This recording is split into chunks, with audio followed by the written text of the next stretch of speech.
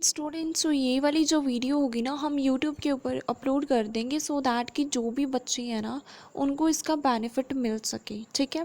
सो देखो हमने करना क्या है बेसिकली। राइटिंग टास्क 2 बहुत ही बच्चों को कॉम्प्लिकेटेड लगता है, आप लोगों को भी लगता है, मुझे बहुत मैसेजेस भी आते हैं और आप लोग भी बोलते हो कि हमें सबसे ज़्यादा मेन प्रॉब्लम राइटिंग टास्क 2 में है।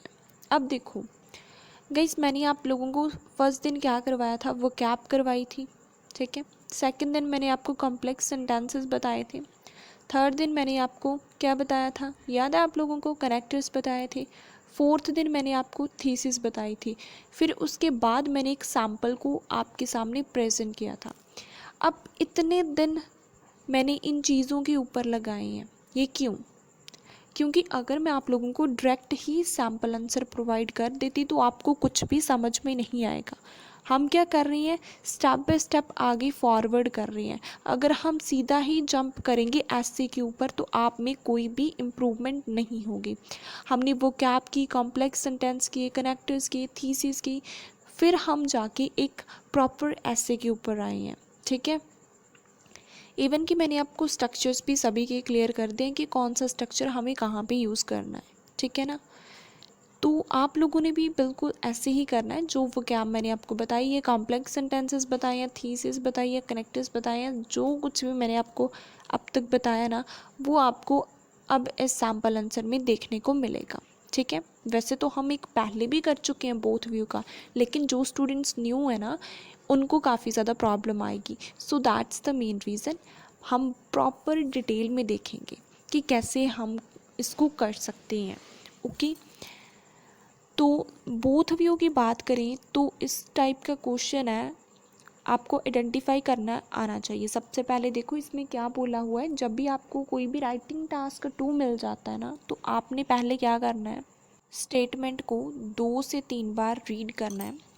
Some people think that cities are the best place to live.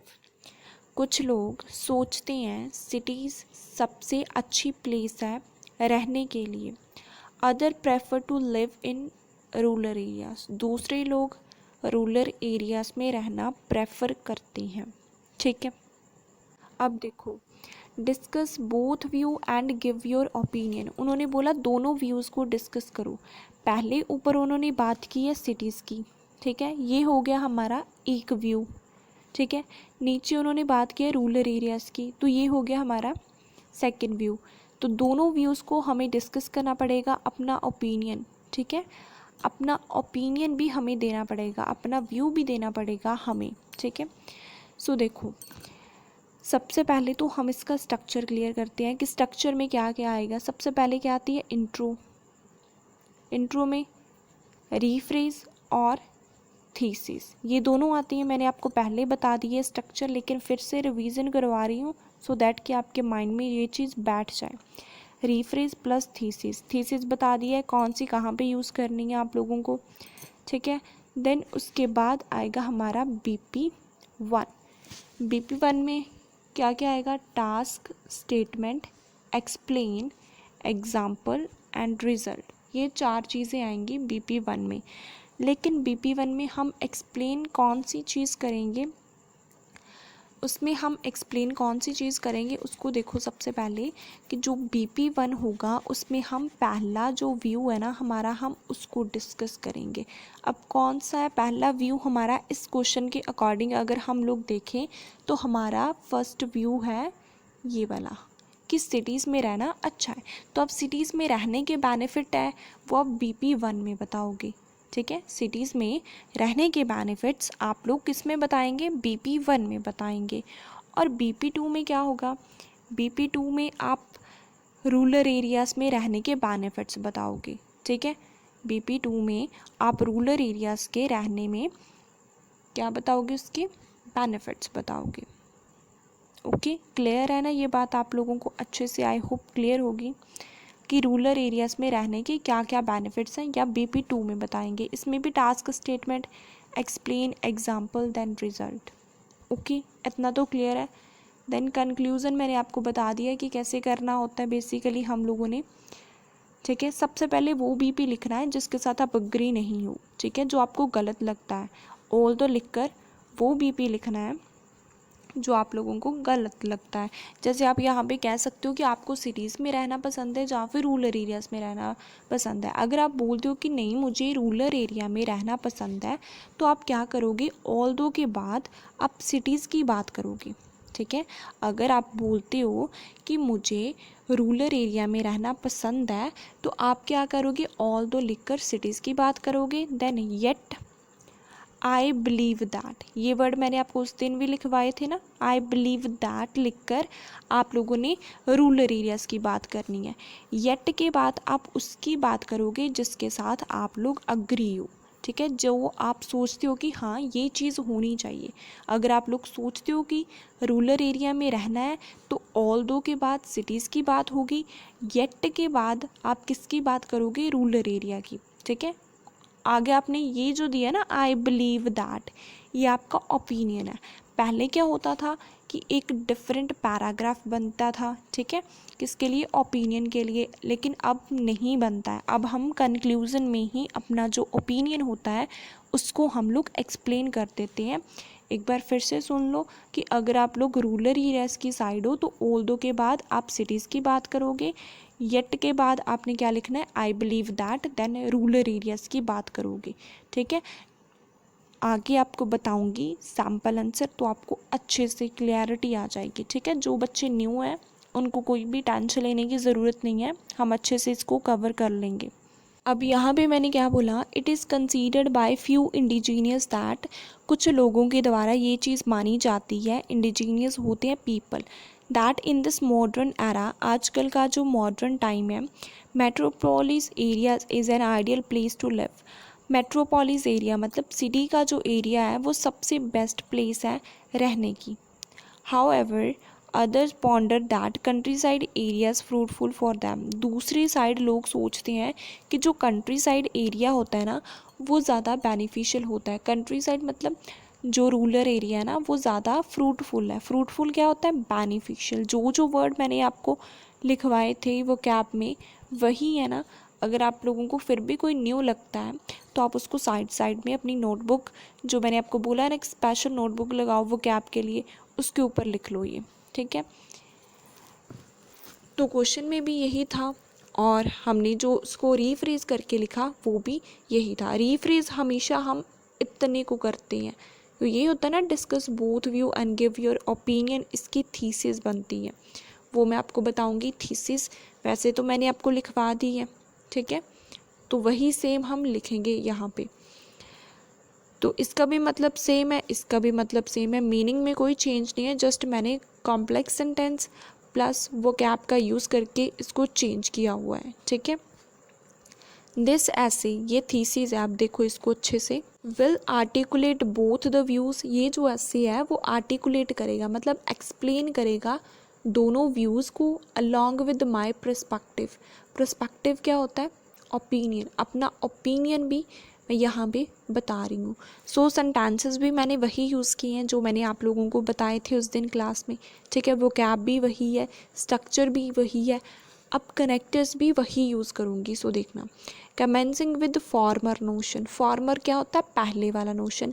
पहले वाला नोशन क्या था कि सिटीज़ में रहना अच्छा होता है, तो हम BP1 में किसकी बात करेंगे, सिटीज़ की बात करेंगे।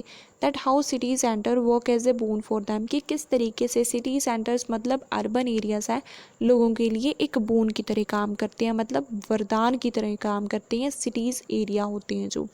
द प्रिडोमिनेंट वन, जो प्रिडोमिनेंट रीज़न है कि कैसे उनके लिए वरदान की तरह काम करते हैं, it not only offer disparate sort of amenities, क्योंकि सिटीज़ में हमें अच्छी अमेनिटीज़ मिल जाती हैं। अमेनिटीज़ मतलब फैसिलिटीज़ मिलती हैं, काफ़ी अच्छी अच्छी हमें फैसिलिटीज़ है वो मिल जाती हैं। डिस्पैरेट होता है different, but also accelerate the chances of job in enormous form. अगर हम लोग सिटी में रहते हैं ना तो हमें बिग बिग कंपनीज़ में क्या मिल जाती है, जॉब मिल जाती है। फर्म होती है बिजनेस, इनॉर्मस मतलब बहुत बड़ी, ठीक है। अब तक क्या बोला कि फार्मर नोशन से स्टार्ट करते हैं कि कैसे उन लोगों के लिए वरदान की तरह काम करता है, जो मेन रीज़न है कि वहाँ पे अच्छी फैसिलिटीज़ मिलती हैं लोगों को, ठीक है। और दूसरा है कि बिग बिग कंपनीज़ में उन लोगों को क्या मिल जाती है, जॉब भी मिल जाती है। टू एलैबोरेट इट, अब हम इसको एक्सप्लेन करेंगे। If people give much single out to urban areas, अगर लोग ज़्यादा प्रेफरेंस देते हैं किसको, अर्बन एरियाज़ को, in order to obtain distinct facilities as well as for employment, किसके लिए देते हैं, क्योंकि वहाँ पे उनको डिफरेंट फैसिलिटीज़ मिल जाती हैं और अच्छी एम्प्लॉयमेंट भी मिल जाती है, by which their lifestyle will ameliorate, और इन फैसिलिटीज़ की वजह से, इन एम्प्लॉयमेंट की वजह से उनका जो लाइफ स्टाइल है ना वो अमीलोरेट हो जाता है, मतलब इम्प्रूव हो जाता है। अमीलोरेट का मतलब होता है इम्प्रूव, ठीक है। फैसिलिटीज़ की वजह से और जॉब्स की वजह से उनका जो लाइफ स्टाइल है वो काफ़ी ज़्यादा बेटर हो जाता है। To epitome, a survey was conducted by Indian lawmaker, India की लॉ मेकर ने एक सर्वे कंडक्ट किया था। Found that 8 out of 10 person give preference to develop sites owing to whether better education और for the sake of job. तो मैंने इसमें क्या बोला कि 10 में से 8 लोग हैं ना वो डेवलप एरियाज मतलब सिटी एरिया में रहना पसंद करते हैं, क्योंकि वहाँ पे उनको अच्छी एजुकेशन मिल जाती है और अच्छी वहाँ पे उनको जॉब मिल जाती है, ठीक है। So that's the main reason कि वो वहाँ पे रहना क्यों पसंद करते हैं। तो रिज़ल्ट देखो, इट प्रूव्स दैट, ये बात प्रूव होती है यहाँ पे, settling in cities is a praiseworthy step, अगर हम लोग सेटल होते हैं सिटीज़ में तो वो एक बहुत ही प्रेज़वर्दी स्टेप होगा, मतलब एक गुड स्टेप माना जाएगा अगर आप लोग सिटीज़ में रहते हो। तो सबसे पहले मैंने बता दिए क्या क्या बेनिफिट्स हैं, अच्छी उनको फैसिलिटीज़ मिल जाती है, जॉब मिल जाती है जिससे उनका लाइफस्टाइल काफ़ी अच्छा हो जाता है, ठीक है। फिर मैंने उसको बता दिया कि इतने लोग प्रेफरेंस देते हैं डेवलप साइट्स को, क्योंकि वहाँ पे क्या मिल जाती है, उनको अच्छी एजुकेशन मिलती है, फैसिलिटी मिलती है, जॉब मिल जाती है, ठीक है। सो इससे ये बात प्रूव हो जाती है कि सिटीज़ में रहना एक बहुत अच्छा स्टेप है। अब हम सेकंड बीपी को स्टार्ट करें, उसके लिए कौन सा कनेक्टर मैंने आपको लिखवाया है, moving towards latter notion. Latter क्या होता है, बाद वाला, हम इसको टास्क 1 में भी यूज़ करते हैं ना, सो सेम चीज़ मैंने यहाँ पे यूज़ करके आप लोगों को बताई है। There are multifarious benefits of rural areas, rural areas के बहुत सारे बेनिफिट्स हैं। द पैरामाउंट वन जो मेन है, it neither indulge frill contamination nor congestion, कि जो विलेजेस होते हैं ना वहाँ पे ना तो फ्रील कंटामिनेशन होता है, मतलब पॉल्यूशन भी नहीं होता इतना, ठीक है, और ना ही कंजेशन मतलब ट्रैफिक भी इतना ज़्यादा नहीं होता है जितना सिटीज़ में मिलता है। सिटीज़ में क्या होता है, पॉल्यूशन भी ज़्यादा होता है क्योंकि फैक्ट्रीज़ वगैरह वहाँ पे होती हैं और वहाँ पे ट्रैफिक भी बहुत ज़्यादा होता है, लेकिन विलेजेस में ऑपोजिट होता है, ना तो यहाँ पे इतना पॉल्यूशन होता है ना ही इतना ज़्यादा ट्रैफिक होता है। ये हो गया मेरा मेन पॉइंट। अब मैं इसको एक्सप्लेन करूँगी मेन पॉइंट को। To explicate it, when individual live in backward region, जब लोग बैकवर्ड रीजन में रहते हैं, they might be preserve themselves either from traffic और फ्रॉम टॉक्सिक। तो मैंने क्या बोला कि अगर वो वहाँ पे रहेंगे तो वो अच्छे से अपने आप को प्रिजर्व मतलब प्रोटेक्ट करके रखेंगे ट्रैफिक से और टॉक्सिक सराउंडिंग से, मतलब वहाँ पे ना तो उनको ट्रैफिक मिलेगा ना ही उनका जो इन्वायरमेंट है वो पल्यूट होगा, मतलब वहाँ पे पल्यूशन भी इतना ज़्यादा नहीं होगा, लोग अपने आप को प्रोटेक्ट करके रख सकते हैं विलेजेस में। Just because of this span of life will also escalate, अगर वहाँ पे पॉल्यूशन इतना ज़्यादा नहीं होगा, ठीक है, और वहाँ पे ट्रैफिक वगैरह इतना ज़्यादा नहीं होगा, तो लोगों की स्पैन ऑफ लाइफ मतलब जीने की जो उम्र होती है, अवधि होती है, वो भी क्या है, इंक्रीज़ होगी। एस्केलेट होता है इंक्रीज़ होना, स्पैन ऑफ लाइफ जीने की जो अवधि होती है वो भी इंक्रीज़ हो जाती है अगर वहाँ पे पॉल्यूशन वगैरह नहीं होता है तो, ठीक है। सो इसके लिए एग्जांपल देखो, फॉर इंस्टांस का कनेक्टर लगा दिया, it was a headline in the newspaper, newspaper में हेडलाइन थी, विच रिवील दैट, जिन्होंने ये बात रिवील की, almost a quarter resident resettle in agriculture area as they wanted to live in a peaceful place instead of downtown. तो ये एक headline थी न्यूज़पेपर में, ऑलमोस्ट ए क्वार्टर मतलब 25% जो रेजिडेंट थे ना वो एग्रीकल्चर एरिया में रहना पसंद करते थे, क्योंकि उनको एक पीसफुल प्लेस चाहिए थी, ठीक है, उनको एक पीसफुल प्लेस चाहिए थी जहाँ पे बिल्कुल भी शोर ना हो, ठीक है। वो डाउनटाउन में नहीं रहना पसंद करते थे।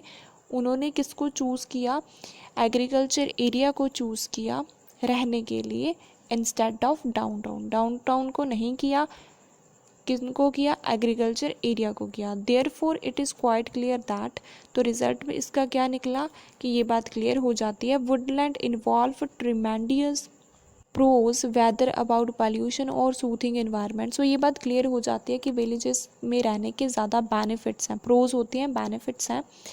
अगर हम देखें किसकी तरफ, पॉल्यूशन की तरफ, और इन्वायरमेंट भी वहाँ पे काफ़ी अच्छा में मिल जाता है, ठीक है। ये मैंने क्या बता दें, प्रोज, किसके प्रोज मैंने बताए हैं, रूरल एरिया के बताए हैं, ठीक है। तो इसमें जो मैंने कंक्लूज़न लिखा है ना, कंक्लूज़न में मैं सोचती हूँ कि विलेजेस में रहने के ज़्यादा बेनिफिट है, तो मैं विलेजेस की साइड हूँ, ठीक है।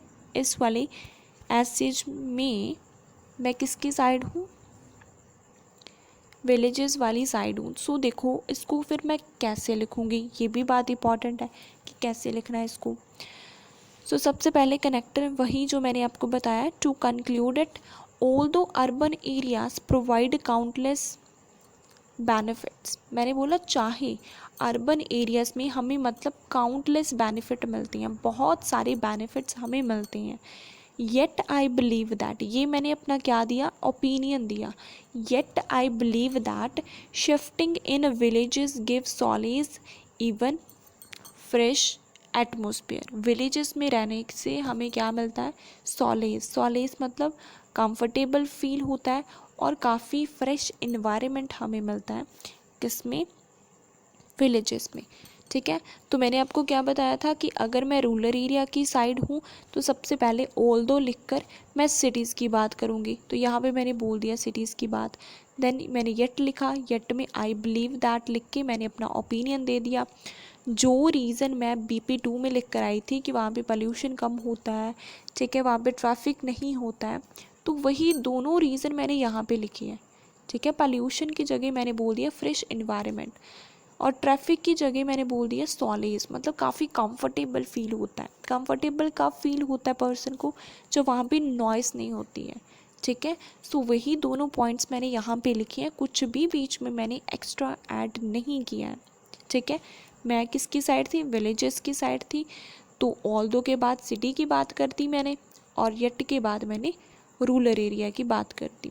सपोज करो कि आप लोग किस साइड हो, सिटी की साइड हो, ठीक है। आप बोलते हो कि नहीं सिटीज़ में रहना ज़्यादा बेटर है, तो आप फिर इसको कैसे लिखोगे, ऑल्दो के बाद विलेज की बात करोगे, येट के बाद आप सिटीज़ की बात करोगे, ठीक है। ऑल्दो के बाद विलेज की, येट के बाद सिटीज़ की। क्लियर हुआ, बहुत सिंपल है, ज़्यादा कॉम्प्लिकेटेड मैंने इसमें कुछ भी नहीं यूज़ किया हुआ। बहुत अच्छी वोकैब है, कॉम्प्लेक्स सेंटेंसेस हैं, अगर आप इसको फॉलो करते हो ना तो बहुत अच्छे आपके बैंड स्कोर आएंगे। अगर फिर भी कोई किसी को भी इशू है ना वो मेरे से पूछ सकता है, ठीक है।